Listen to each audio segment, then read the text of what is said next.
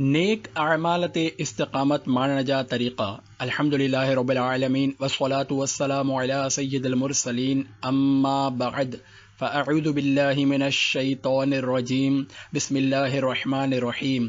नेक अमाल ते इस्तिक़ामत माणण जा तरीक़ा। दुआए अत्तार। या रब्बे करीम, जेको भी ही रिसालो नेक अमाल ते इस्तिक़ामत माणण जा तरीक़ा मुकम्मल पढ़ी या ॿुधी वठे, उन खे नेकियुनि ते इस्तिक़ामत अता फ़रमाए ऐं खेसि वालिदैन ऐं ख़ानदान समेत जन्नतुल फ़िरदौस में बग़ैर हिसाब जे दाख़िला नसीब फ़रमाए। आमीन बिजाहे ख़ातमिन नबिय्यीन सल्लल्लाहु अलैहि वसल्लम। दुरूद शरीफ जी फ़ज़ीलत। फ़रमाने आख़िरी नबी सल्लल्लाहु अलैहि वसल्लम, तव्हां पंहिंजी मजलिसुनि खे मूं ते दुरूद पाक पढ़ी सींगारियो, छो त तव्हां जो मूं ते दुरूद पाक पढ़णु क़यामत जे ॾींहुं तव्हां जे लाइ नूर हूंदो। जामिउ सग़ीर सफ़ो 280 हदीस 4580। सल्लु अलल हबीब सल्लल्लाहु अला मुहम्मद व आलिहि व अस्हाबिहि व बारक वसल्लम। ॿिलीअ जी इस्तिक़ामत। ताबई बुज़ुर्ग हज़रत इमाम शाअबी रहमतुल्लाहि अलैहि फ़रमाइनि था, ज़ियाद जे ग़ुलाम अजलान मूंखे ॿुधायो त ज़ियाद जॾहिं घर मां निकिरंदो हो त मां उन जे अॻियां अॻियां मस्जिद ताईं वेंदो हुयुसि ऐं मस्जिद में दाख़िल थियण खां पोइ उन जे वेहण ताईं अॻियां अॻियां ई हलंदो हुयुसि। हिकु ॾींहुं हुन हिकु ॿिलीअ खे ॾिठो जेका घर जे हिकु कुंड में वेठी हुई। मां उन खे भॼाइण लाइ वञणु लॻुसि त ज़ियाद चयो, हिन खे छॾे ॾियो, ॾिसूं था त हीअ छा थी करे। पोइ हुन ज़ुहर जी नमाज़ पढ़ी ऐं वापसि अची वियो। असां जॾहिं असर पढ़ी वापसि आयासीं त उहा ॿिली तॾहिं बि उते ई हुई। सिज लहण खां थोरो पहिरियां हिकु कूओ निकितो त ॿिलीअ झटि हंयो ऐं उन खे सोघो करे वरितो। ज़ियाद चयो, जंहिंखे का ज़रूरत हुजे त हू हिन ॿिलीअ वांगुरु मुस्तक़िल मिज़ाजी याने इस्तिक़ामत सां उन कम में लॻल रहे, खेसि कामयाबी मिली वेंदी। हिलियतुल औलिया 351/4 कौल नंबर 58-26। मुराक़िबो किथां सिखियो। सिलसिले आलिया क़ादिरिया अत्तारिया सिलसिले आलिया क़ादिरिया रज़विया अत्तारिया जो 12हों पीरो मुर्शिद हज़रत अबू बकर शिबली रहमतुल्लाह अलैह हज़रत सैयदना अबुल हुसैन नूरी रहमतुल्लाह अलैह जी ख़िदमत में हाज़िर थियो त उन खे निहायत दिल जमई ऐं ख़ामोशीअ सां हिकु कुंड में बेहिसो हरकत याने बिना चुर पुरजे वेठल ॾिठो, याने मुराक़िबे में ॾिठो। हज़रत सैयदना अबू बकर शिबली रहमतुल्लाह अलैह पुछियो, तव्हां अहिड़ी दिल जमई ऐं मुराक़िबो याने अहिड़ी इस्तिक़ामत ऐं बिना चुर पुरजे हिन तरह वेहण किथां सिखियो। फ़रमायाऊं, असां वटि हिकु ॿिली हुई, उन खां सिखियो आहे। जॾहिं हूअ शिकार जो इरादो कंदी हुई त कुएं जे ॿिर वटि ताड़ याने लिकी करे अहिड़ी तरह वेंदी हुई जो उन जो हिकु वार बि हरकत न कंदो हो। इहयाउल उलूम 131/5। ख़बर पई त जॾहिं को शख़्स कंहिं मक़सद खे माणणु चाहे त खेसि घुर्जे त इस्तिक़ामत सां इंतज़ार करे, बेज़ार न थिए। इंशा अल्लाहुल करीम हू पंहिंजे मक़सद खे माणे वठंदो। हिकु चवणी आहे, मन जद वजद, याने जंहिं कोशिश कई उन माणे वरितो। अल्लाह पाक जे वेझो वधीक पसंदीदा अमल ए आशिक़ाने रसूल। इस्तिक़ामत तमामु वॾी नेमत आहे। बज़ाहिर नंढो नज़र ईंदड़ पर मुस्तक़िल याने हमेशा कयो वेंदड़ नेक अमल अल्लाह पाक खे वधीक पसंदि आहे। जीअं त हदीस पाक में आहे, अल्लाह पाक जे आख़िरी नबी मुहम्मद अरबी सल्लल्लाहु अलैहि वसल्लम जी ख़िदमत में अर्ज़ कयो वियो, अल्लाह पाक जे वेझो वधीक पसंदीदा अमल कहिड़ो आहे। फ़रमायाऊं, उहो अमल जेको हमेशा कयो वञे, तोड़े जो थोरो ई हुजे। बुख़ारी 237/4 हदीस 64-65। बदक़िस्मतीअ सां अॼुकल्ह असां में इस्तिक़ामत जी तमामु घणी कमी लधी वेंदी आहे। असां कंहिं बि कम खे हमेशा जारी नाहियूं रखी सघंदा। जोश में अची करे घणो कुझु शुरू त करे वठंदा आहियूं, पर पोइ आहिस्ते आहिस्ते पोइ ते हटी वेंदा आहियूं।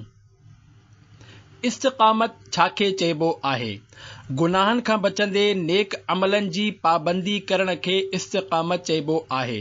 अत्तारीफ़ात लिल जरजानी सफ़ो 20। हकीमुल उम्मत हज़रत मुफ्ती अहमद यार ख़ान रहमतुल्लाहि अलैहि लिखनि था, इस्तिक़ामत उहा आहे त बानो रंजो ग़म मुसीबत ऐं राहत में अल्लाह पाक जे बंदगीअ खां मुंहुं न मोड़े। इस्तिक़ामत ई विलायत जी पाड़ आहे, जंहिंसां हुज़ूर सल्लल्लाहु अलैहि वसल्लम जी हमराही नसीब थींदी आहे। ही हक़ीक़त आहे त कंहिं कम खे इस्तिक़ामत सां करणु नफ़्स ते तमामु ॾुखियो हूंदो आहे। को बि नेक अमल शुरू करण वक़्तु त वॾो जोश हूंदो आहे। जीअं नमाज़ शुरू करण वक़्तु वॾे जोश सां पढ़ंदा आहियूं, पोइ आहिस्ते आहिस्ते छॾिजी वेंदी आहे। ईअं ई कंहिंखे नेक अमलनि जे रिसाले ज़रिए पंहिंजो जाइज़ो वठण ते इस्तिक़ामत नाहे मिलंदी। कंहिंखे हर महीने 3 ॾींहंनि जे क़ाफ़िले में सफ़र करण जी इस्तिक़ामत नाहे मिलंदी। कंहिंखे हफ़्तेवार इज्तिमा में हाज़िरीअ जी इस्तिक़ामत नाहे मिलंदी। को चवंदो आहे दावत इस्लामी जे 12 दीनी कमनि में इस्तिक़ामत नाहे मिलंदी। मतिलब त हर कंहिंखे इस्तिक़ामत जी कमीअ जे शिकायत आहे। अरबी मक़ूलो आहे मन तलब शैअन वजद वजद वमन क़रअल बाब वलज वलज, याने जेको कंहिं शइ जे तलब में मेहनत ऐं कोशिश कंदो आहे उहो उन खां हिकु ॾींहुं ज़रूर माणे वठंदो आहे। ऐं जेको कंहिं दरवाज़े खे खड़काईंदो आहे ऐं मुसलसल खड़काईंदो ई रहंदो आहे त उहो हिकु ॾींहुं उन में ज़रूर दाख़िल थी वेंदो। तालीमुल मुतालिम तरीक़ुल ताल्लुम सफ़ो 34, याने उहो दरवाज़ो उन जे लाइ खुली वेंदो ऐं उहो उन में दाख़िल थियण में कामयाबी हासिल करे वठंदो। इस्तिक़ामत जी अहमियत मुतलिक़ बुज़ुर्गनि जा क़ौल। मुसलमाननि जे चौथे ख़लीफ़े हज़रत मौला अली रज़ियल्लाहु अन्हु जो फ़रमान आहे, इस्तिक़ामत अधु कामयाबी आहे जीअं ग़म अधु पोड़ाइप आहे। उयूनुल हिकायत सफ़ो 173। हज़रत सैयदना अबू अली जूज़जानी रहमतुल्लाही अलैह फरमाइनि था, इस्तिक़ामत इख्तियार करियो, करामत जा तलबगार न बणिजो, छो त तव्हांजो नफ़्स करामत जे तलब में रहंदो आहे, जॾहिं त तव्हांजो रब तव्हां खां इस्तिक़ामत जो मुतालबो फरमाईंदो आहे। रिसाले कुशैरिया सफ़ो 240। सूफ़ी हज़रात फरमाइनि था, हिकु इस्तिक़ामत 1000 करामतुनि खां बहितर आहे। तफ़सीर नूरुल इरफान सिपारो 12 हूद तहतुल आया 112 सफ़ो 372। हिकु ॿियो मशहूर मक़ूलो आहे अल इस्तिक़ामतु फ़ौक़ल करामती, याने इस्तिक़ामत करामत खां वधीक आहे। ए आशिक़ाने रसूल, जंहिं नेक कम ते तव्हांखे इस्तिक़ामत नथी मिली सघे उन बाबति संजीदगीअ सां गौर फ़िक्र कंदे, याने उन खे सीरियस वठंदे पंहिंजो ज़हन बणायो त इंशा अल्लाहुल करीम हाणे मां हिन नेक कम में मोकल न कंदुसि, चाहे दिलि लॻे या न लॻे। पोइ भरपूर कोशिश करियो, इंशा अल्लाह आहिस्ता आहिस्ता तव्हां उन में कामयाब थी वेंदव ऐं तव्हांखे इस्तिक़ामत मिली वेंदी। ॾिसो, जेकॾहिं पाणीअ जो फुड़ो कंहिं पत्थर ते मुसलसल किरंदो रहे त हू उन पत्थर में उन जाइ ते सोराख़ करे विझंदो आहे। तंहिं करे मुसलसल को कमु हुजे त उन जो पंहिंजो हिकु असरु हूंदो आहे। जेकॾहिं तव्हां नोट कयो हुजे, मूं नोट कयो आहे त गर्म ऐं थधे पाणीअ जो हिकु मिक्सचर नल हूंदो आहे, उन जा 2 हैंडल हूंदा आहिनि। आम तौर ते हिकु हैंडल वधीक इस्तेमालु थींदो आहे। जेको हैंडल इस्तेमालु थींदो रहंदो आहे ऐं जंहिं ते हथ लॻंदा रहंदा आहिनि उहो थोरो चमकदार ऐं साफ़ सुथरो रहंदो आहे, जॾहिं त जंहिं हैंडल खे बिल्कुलु हथ नाहे लॻायो वियो उन ते ज़ंग वग़ैरह अची वेंदो आहे त जंहिंखे मुसलसल हथ लॻंदा रहिया उन जी सफ़ाई थींदी रही ऐं जंहिंखे हथ न लॻा उहो ज़ंगजी वियो। अहिड़ी तरह केतिरियूं ई शयूं ऐं मशीनूं अहिड़ियूं हूंदियूं आहिनि त जेकॾहिं उन्हनि खे मुसलसल इस्तेमालु न कजे त उहे जाम थी वेंदियूं आहिनि ऐं कॾहिं कॾहिं कमु करण बि छॾे ॾींदियूं आहिनि। उन्हनि खे रवां करण लाइ वरी जाखोड़ करणी पवंदी आहे। तंहिं करे जेकॾहिं असां इस्तिक़ामत सां कमु करियूं, चाहे उहो थोरो हुजे, त हिकु ॾींहुं अहिड़ो ईंदो जो उहो असांजे दिलि ऐं दिमाग़ में समाइजी वेंदो। पोइ उन कम खां सवाइ असांखे चैन न ईंदो। जहिड़ी तरह जेके पक्का नमाज़ी हूंदा आहिनि उन्हनि खे नमाज़ पढ़ण खां सवाइ चैन न ईंदो आहे। मिसाल तौर राति जो जागी रहिया आहिनि ऐं फजर जे आज़ान में थोरी देरि रहिजी वई आहे त जेको पक्को नमाज़ी हूंदो उहो सुम्हंदो न। जेकॾहिं बिलफर्ज़ लेटंदो बि त उन खे निंड न ईंदी, खेसि इहा टेंशन हूंदी त किथे मुंहिंजी नमाज़ न रहिजी वञे। अहिड़ी तरह जेको जमायत सां नमाज़ पढ़ण जो पाबंद हूंदो, केॾी बि मसरूफ़ियत छो न हुजे, जॾहिं हू अज़ान ॿुधंदो ऐं जमायत बीहण वारी हूंदी त हू हर कमु छॾे ॾींदो ऐं उहो सभ खां उन जी फितरत में शामिल थी वेंदो। उन जे उबतड़ जेकॾहिं नमाज़ त पढ़ंदो आहे पर जमात सां नाहे पढ़ंदो, बल्कि उनखे जमात मिली वई त ठीक, न त को अफ़सोस नाहे थींदो।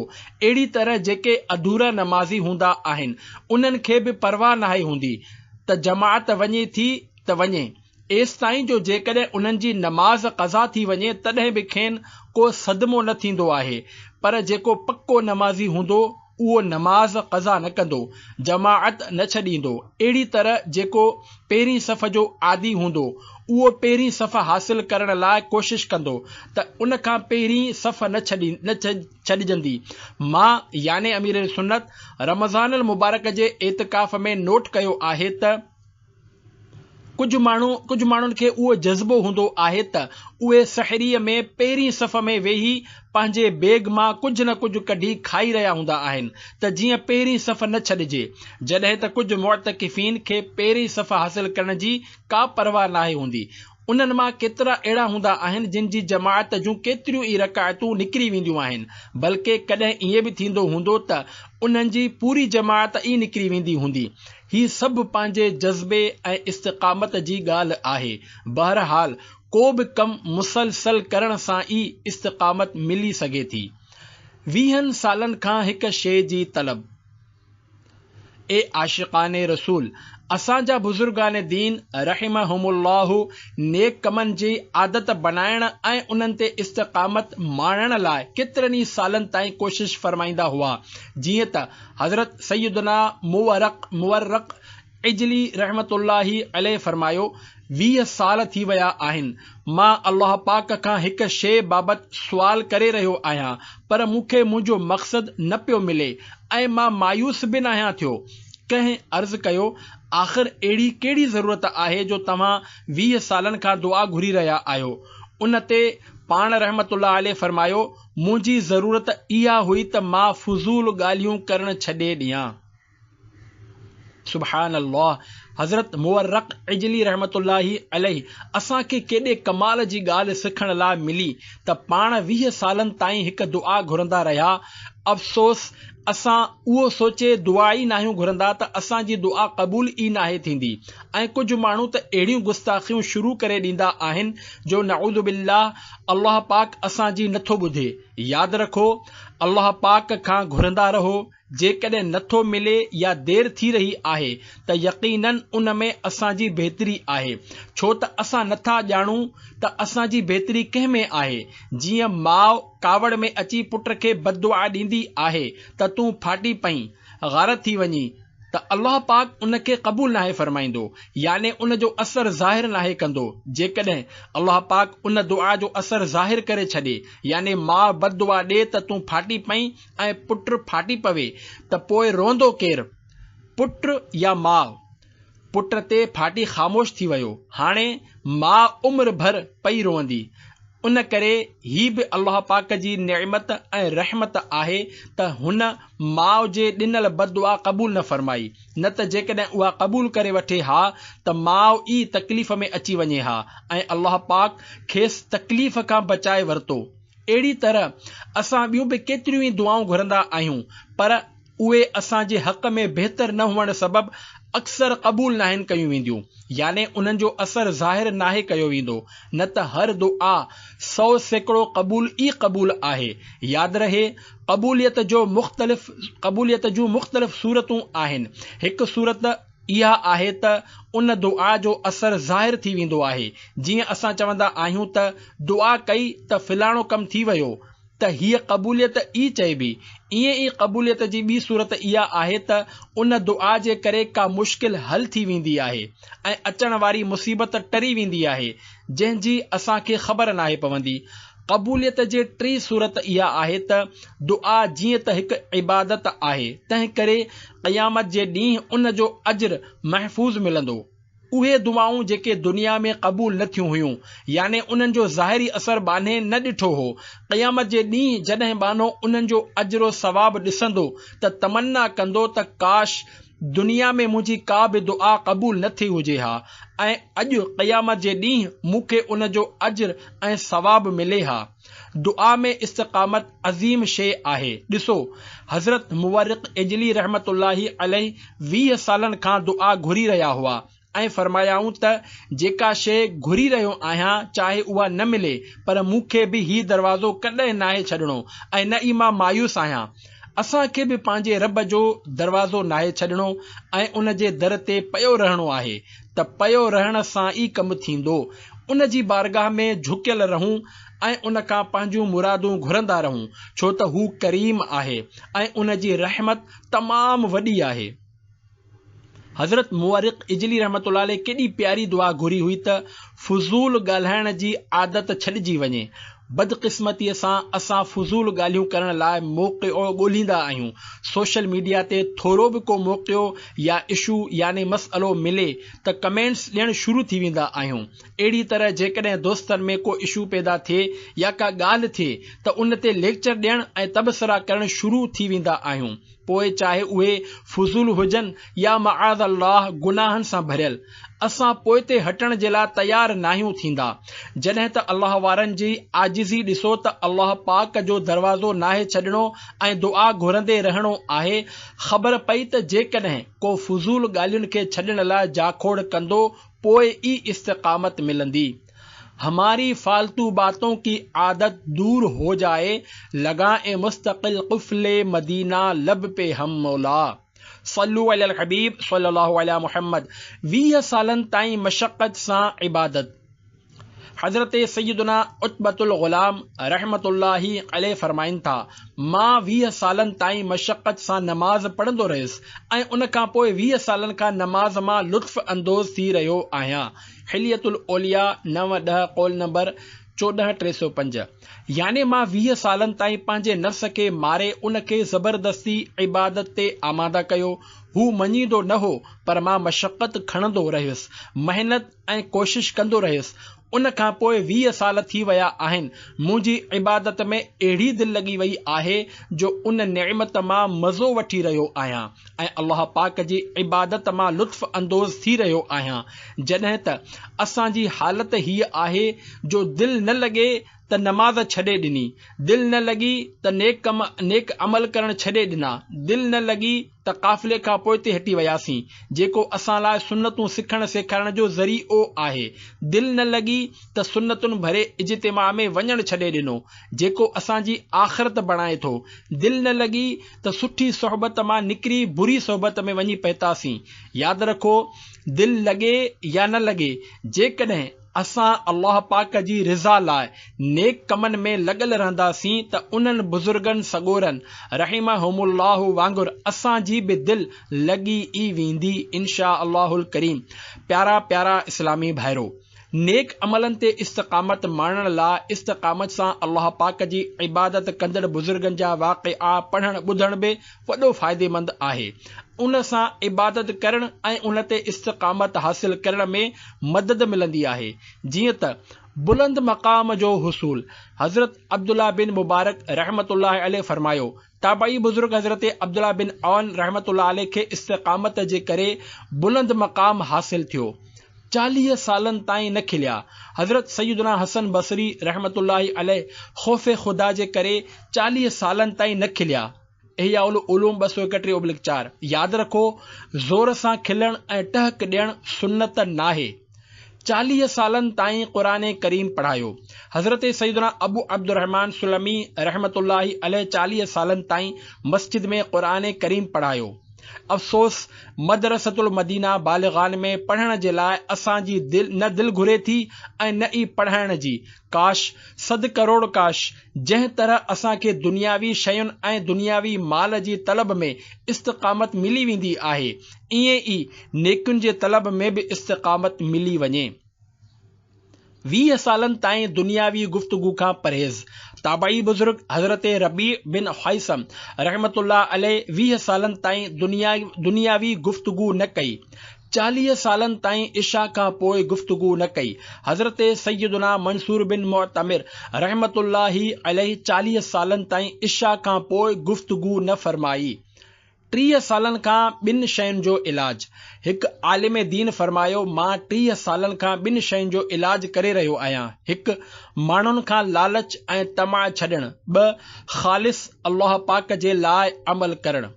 हज़रत जुनैद बगदादी रहमतुल्लाहि अलैह जो मामूल सिलसिले आलिया क़ादरिया रज़विया अत्तारिया जे 11हें पीरो मुर्शिद हज़रत जुनैद बगदादी रहमतुल्लाहि अलैह जो 30 सालनि ताईं ही मामूल रहियो त इशा जी नमाज़ खां पोइ बीही सुबुह ताईं अल्लाह अल्लाह पढ़ंदा हुआ ऐं उन ई वुज़ू सां सुबुह जी नमाज़ अदा कंदा हुआ।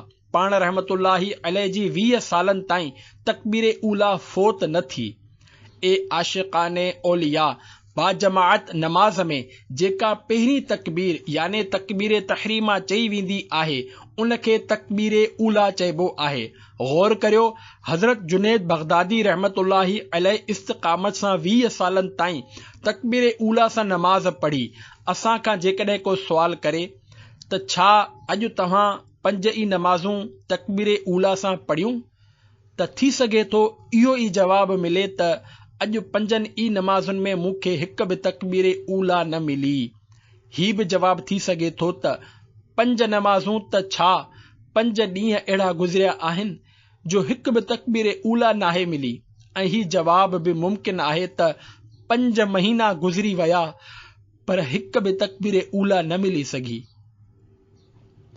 हज़रत जुनैद बगदादी रहमतुल्लाहि अलैह का आम शख्सियत न हुआ बल्कि सिलसिले आलिया क़ादरिया रज़विया जा तमाम वॾा पेशवा ऐं अल्लाह पाक जा वली गुज़रिया आहिनि। पाण रहमतुल्लाहि अलैह असांजे पीरो मुर्शिद हुज़ूर गौसे पाक रहमतुल्लाह अलैह जे मशाइखनि ऐं पीरनि मां आहिनि। असांजे शजरे क़ादरिया में जेको शेर पढ़ियो वेंदो आहे, जुंदे हक़ में गिन जुनैदे बासफ़ा के वास्ते, इन मां पाण ई मुराद आहिनि। संदन इस्तिक़ामत ॾिसो त 20 सालनि ताईं तकबीर ऊला न छॾियाऊं। अफ़सोस, असांखे 5 ई नमाज़ूं तकबीर ऊला सां त छा बाजमाअत पढ़ण बि नसीब नथियूं थियनि। कॾहिं फुर्सत मिली वई या मूड थियो त मस्जिद पहुची वियासीं ऐं पूरी जमाअत मिली वई, न त अधूरी ई मिलंदी आहे। बदकिस्मतीअ सां इतिकाफ़ कंदड़नि मां बि कुझु माण्हुनि खे पूरी जमाअत नाहे मिलंदी। अल्लाह पाक असांखे नमाज़ी बणाए, न त असांजो हाल ही आहे त पुराणो पापी आहियां, उमिरि वई पर सुधरी न सघियुसि। अल्लाह पाक उन्हनि औलिया कराम ते पंहिंजूं रहमतूं नाज़िल फरमाए ऐं उन्हनि जे सदक़े असांजी बेहिसाब मग़फ़िरत फरमाए। आमीन बिजाह ख़ातमिन नबिय्यीन सल्लल्लाहु अलैहि वसल्लम। मैं 5 नमाज़े पढ़ूं बा जमाअत, हो तौफीक ऐसी अता या इलाही। मैं पढ़ता रहूं सुन्नतें वक्त ही पर, हो सारे नवाफिल अदा या इलाही। सल्लु अलल हबीब सल्लल्लाहु अला मुहम्मद। बेमिसाल आजिज़ीअ जो मिसाल वाक़िओ। हज़रत सैयदना जुनैद बगदादी रहमतुल्लाह अलैह जे उस्ताद मोहतरम जे बारे में अचे थो त हिकु शख़्स उन्हनि खे 3 भेरा खाधे जी दावत ॾिनी। पाण जॾहिं बि वेंदा हुआ त हू वापसि मोटाए छॾींदो हो। एतिरे ताईं जो 4 भेरे हू खेनि पंहिंजे घर वठी आयो ऐं खेनि बार बार मोटाइण जे बावजूद नाराज़ न थियण जो सबबु पुछियाई। पाण रहमतुल्लाहि अलैह जेको फरमायो, उन ते उहे माण्हू जेके पाण खे पंहिंजे वातां फ़क़ीर, वॾो गुनहगार, बानो आहियां वग़ैरह चवंदा आहिनि, उहे गौर कनि त उन्हनि जो ईअं चवणु केतिरे क़दुरु दुरुस्त आहे। पाण रहमतुल्लाह अलैह पंहिंजे नाराज़ न थियण जो सबबु ही ॿुधायो त मां 20 सालनि ताईं पंहिंजे नफ़्स खे ज़िल्लत ते राज़ी रहण जो आदी बणाईंदो रहियुसि। एतिरे ताईं जो हाणे उन जी हालत कुते जहिड़ी थी वई आहे त जॾहिं उन खे धिकारियो वञे त हलियो वेंदो आहे ऐं जॾहिं उन खे सॾियो वञे त मोटी ईंदो आहे। जेकॾहिं तूं मूंखे 50 भेरा बि मोटाए छॾी हां ऐं उन खां पोइ वरी सॾी हां त मां हलियो अचां हां। इहयाउल उलूम 81/5 मुलख़सन। ए आशिक़ाने रसूल, हिन खे चइबो आहे असल इस्तिक़ामत ऐं आजिज़ी। असां पाण खे ज़बानी कलामी वॾो आजिज़, मिस्कीन ऐं गुनहगार चवंदा आहियूं। यादि रहे, जेकॾहिं को पाण खे ईअं चवे थो त असां उन ते बदगुमानी न कंदासीं, पर जेको बि चवे हू पाण गौर करे त छा दिलि जी कैफ़ियत वाक़ई फ़क़ीराणी ऐं मिस्कीननि वारी आहे, या मिज़ाज जे ख़िलाफ़ थोरी बि ॻाल्हि थिए ऐं आजिज़ीअ जा अॻियां पोयां सभु रिकॉर्ड दरिया में ॿोड़े छॾिया। काविड़जी विया ऐं गोड़ शुरू करे ॾिनो। अहिड़ो माण्हू हरगिज़ आजिज़ व फ़क़ीर नथो थी सघे। असल मिस्किनी ऐं आजिज़ी हज़रत जुनैद बग़दादी रहमतुल्लाह अलैह जे उस्ताद जी आहे, जेका तक़लीद जे लाइक़ आहे। अल्लाह पाक असांखे बि हक़ीक़ी आजिज़ी नसीब फरमाए। बुज़ुर्गान दीन रहमतुल्लाहि अलैहिम लिखियो आहे त जेको ॿियनि जे साम्हूं ज़बानी कलामी आजिज़ीअ जा लफ़्ज़ ॻाल्हाईंदो आहे, उहो हक़ीक़त में रियाकारी कंदो आहे त जीअं माण्हुनि ते पंहिंजो असर व रुसूख़ विझी सघे। पर यादि रहे त असां कंहिं ख़ासि माण्हू ते बदगुमानी नथा करे सघूं, छो त उन जी दिलि जी हालत असां नथा ॼाणूं। सल्लू अलल हबीब सल्लल्लाहु अला मुहम्मद। इस्तिक़ामत में रुकावट वारियूं शयूं। ए आशिक़ाने रसूल, इस्तिक़ामत जी राह ते हलण में हिकु तमामु वॾी रुकावट सुस्ती बि आहे, छो त जॾहिं कंहिं शख़्स जो को कमु करण जी दिलि ई न कंदी त हू उन ते इस्तिक़ामत कीअं हासिल कंदो। तंहिं करे सुस्ती भॼायो ऐं उन खां जान छॾायो, छो त ही तमामु वॾी आफ़त आहे। सुस्त इंसान दीन ऐं दुनिया जो को बि वॾो कमु नथो करे सघे, जॾहिं त इस्तिक़ामत सां थोरो थोरो कमु कंदड़ बि हिकु ॾींहुं पंहिंजी मंज़िल माणे वठंदो आहे। जीअं सहे खरगोश ऐं कुमी जो मुक़ाबलो थियो त केरु पहिरीं मंज़िल ते पहुचंदो। सहे दिलि में सोचियो, मां तमामु तेज़ रफ़्तार आहियां, थोरी देरि में पहुची वेंदुसि। तंहिं करे हुन सुस्ती ॾेखारी ऐं आराम करणु लॻो, जॾहिं त कुमी पंहिंजी सुस्त रफ़्तार सां मुसलसल हलंदी रही ऐं सहे खां पहिरीं पहुची वई। गौर करियो, सहो चुस्त हुअण बावजूद सुस्तीअ जे करे हाराए वियो। ख़बर पई त चाहे कमु थोरो हुजे ऐं आहिस्ते हुजे, पर जेकॾहिं मुसलसल हुजे त कामयाबी मिली सघे थी। सुस्तीअ सबब इबादत छॾण वारो। फरमाने मुस्तफ़ा सल्लल्लाहु अलैहि वसल्लम, अल्लाह पाक जंहिं शख़्स खे इबादत जो आदी बणाए छॾे ऐं पोइ हू सुस्तीअ जे करे उन खे छॾे ॾे त अल्लाह पाक उन खां नाराज़ थी वेंदो आहे। हनफियुनि जे अज़ीम पेशवा इमाम आज़म अबू हनीफ़ा रहमतुल्लाहि अलैह पंहिंजे शागिर्द इमाम अबू यूसुफ रहमतुल्लाह अलैह खे फरमायो, तव्हां तमामु कुंद ज़हन यानी पढ़ण में कमज़ोर हुआ, पर तव्हां जी कोशिश ऐं इस्तिक़ामत तव्हां खे अॻिते वधाए छॾियो। राह इल्म सफ़ो 45। ए आशिक़ाने रसूल, इमाम अबू यूसुफ रहमतुल्लाहि अलैह पढ़ाईअ में कमज़ोर हुजण बावजूद पढ़ंदा रहिया, कॾहिं पोइते न हटिया। पर अफ़सोस, असांजा केतिरा ई शागिर्द पोइते हटी वेंदा आहिनि। आम तौर ते हर मदरसे में दर्स निज़ामी जी पहिरीं क्लास में तमामु घणा शागिर्द दाख़िला वठंदा आहिनि, पर ॿिए ऐं टे क्लास में पोइते हटण शुरू थी वेंदा आहिनि। एतिरे ताईं जो दौरे हदीस आख़िरी क्लास में कुझु ई शागिर्द पहुचंदा आहिनि। जेके शागिर्द जामिआतुल मदीना में दर्स निज़ामी या मदरसतुल मदीना में हिफ्ज़ करे रहिया आहिनि, उहे यादि रखनि त चाहे 50 साल लॻी वञनि, पर तव्हां इस्तिक़ामत सां लॻल रहो। इंशा अल्लाह तव्हां खे पढ़ण जो सवाबु मिलंदो रहंदो।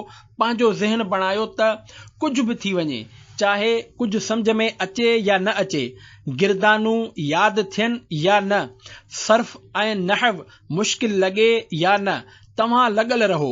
थी सघे थो शुरू में मुश्किल लॻे, पर आहिस्ते आहिस्ते इल्म दीन आसान थी वेंदो।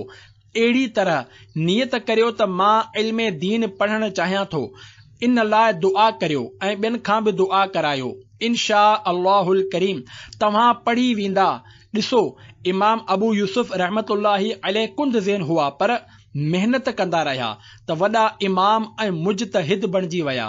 ही तमामु वॾो मर्तबो आहे।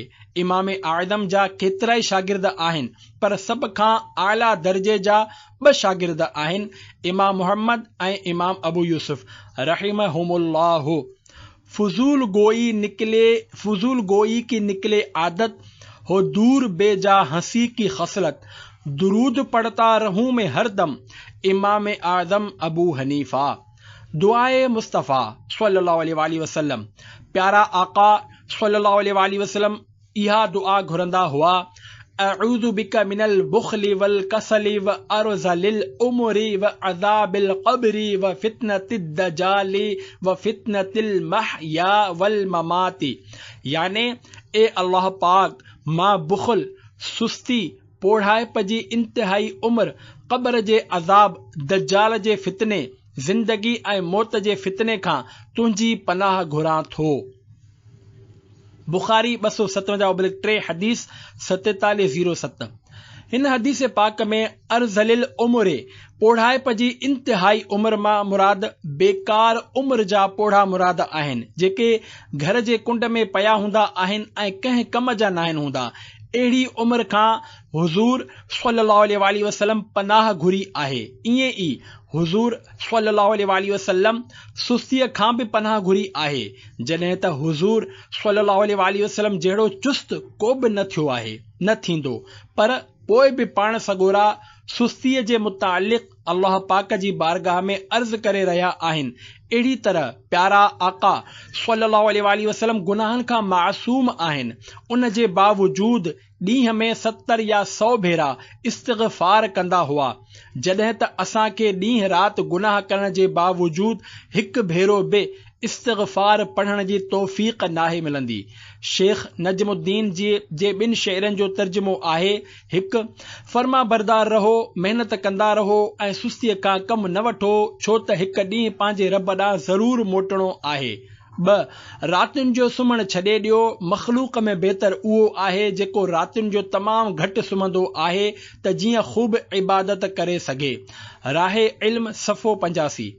यादि रखो, हिते राति जो जागण मां मुराद उहे माण्हू नाहिनि जेके राति जो 2 वॻे घर ईंदा आहिनि ऐं खेनि एतिरी तौफ़ीक़ नाहे मिलंदी त गाॾीअ मां लही दर खड़काइनि, बल्कि घिटीअ में गाॾी बीहारे हारन वॼाईंदा रहंदा आहिनि, ॼणो त पंहिंजी बेवकूफ़ी जो हीअं ऐलान करे रहिया हूंदा आहिनि: जेकॾहिं कंहिं बेवकूफ़ खे नाहे ॾिठो त मूंखे ॾिसी वठो।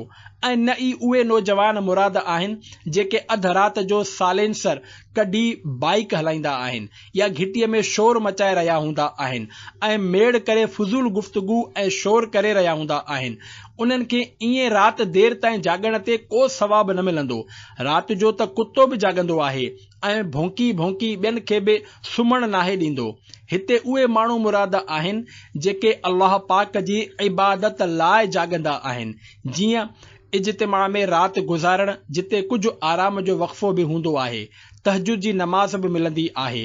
ईअं ई राति जागी करे मदनी मुज़ाकिरे में शिरकत करणु, इल्म दीन हासिल करणु, आलिम दीन जी सुहबत में वेहंदा, दीन पढ़ंदा, क़ुरान करीम जी तिलावत कंदा आहिनि त उन्हनि जो जागण यकीनन इबादत आहे। ऐं उहे जेके ॿियनि खे परेशान कंदा आहिनि, उन्हनि जो फ़र्ज़ नमाज़ुनि खां अलावा ॾींहं राति सुम्हणु ई बहितर आहे त जीअं उन्हनि जे शर खां माण्हू बचियल रहनि।